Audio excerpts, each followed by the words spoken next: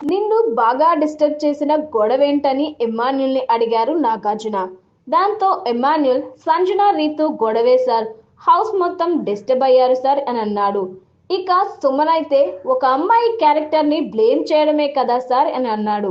మన శుద్ధపూస డెమాన్ పవన్ మాత్రం చేసిందంతా చేసేసి రీతుని నవ్వుల పాలు చేసేసి నాగార్జున అడిగేసరికి నేను షాక్ అయ్యాను సార్, ఇలా మాట్లాడుతుందని కల్లో కూడా అనుకోలేదు సార్ అని అన్నాడు. అంతేలే, ఎదుటి వాళ్ళు వీడు చేసే సరసాలు చూడలేక కళ్ళు మూసుకుంటుంటే వీడు మాత్రం కల్లో కూడా అనుకోలేదు సార్ అని పెద్ద జోకే వేశాడు. అయితే సంజన మాత్రం అసలు వెనక్కి తగ్గలేదు.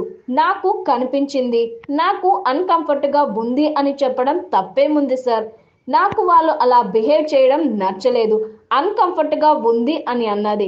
అప్పుడు నాగార్జున ఫేస్ చూడాలబ్బా, నెత్తురు చుక్కలేదు మొహంలో.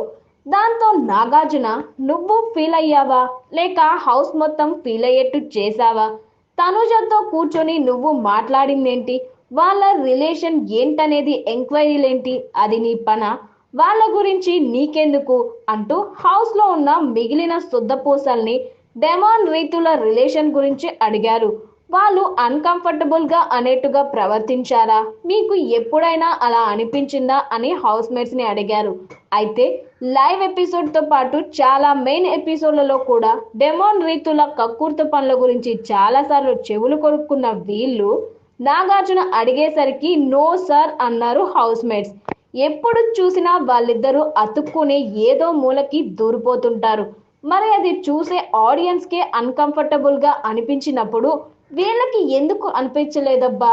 సరే, ఆ విషయాన్ని పక్కన పెడితే వాళ్ళంతా నో సార్ అనేసరికి రీతు చౌదరి తెగ ఏడ్చేసింది. అదే మొన్న డెమాన్ కెప్టెన్ అవ్వలేదని ఏడ్చింది చూడండి, నిక్కార్సైన ఏడుపు. సేమ్ అలాగే ఏడ్చేసింది. అంతే, పాపం అసలు అన్కంఫర్టబుల్ పనులు చేయలేదు కాబట్టే అంతలా ఏడ్చేసింది. ఆ ఏడుపు చూసి నాగార్జున అయితే తెగ ఫీల్ అయిపోయారు. వాళ్ళందరికీ అనిపించనిది నీకే ఎందుకు అనిపించింది? నామినేషన్స్ లో పర్సనల్ ఎజెండాలో పర్సనల్ అటాక్ చేశావు, వాళ్ళ రిలేషన్ ని అపార్థం చేసుకున్నావు, రీతు డెమాన్ల క్యారెక్టర్ గురించి తప్పుగా అర్థం చేసుకున్నావు, క్యారెక్టర్ అసాసినేట్ చేశావు. నీకు కంఫర్ట్ గా లేకపోతే గేట్లు ఓపెన్ చేస్తా వెళ్ళిపో.